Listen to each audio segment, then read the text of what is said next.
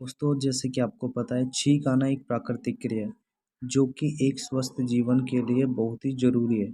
जब कोई तत्व हमारी नाक के द्वारा शरीर में प्रवेश करता है तो हमें छींक आती है। तो छींक से वह तत्व बाहर की ओर आ जाता है।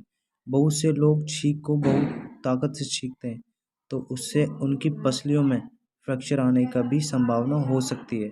अगर आप उससे दबाने की कोशिश करते हैं तो उससे सिर और गर्दन की ब्लड सेल्स नष्ट हो सकती हैं, जिसके कारण हमारी मौत हो सकती है।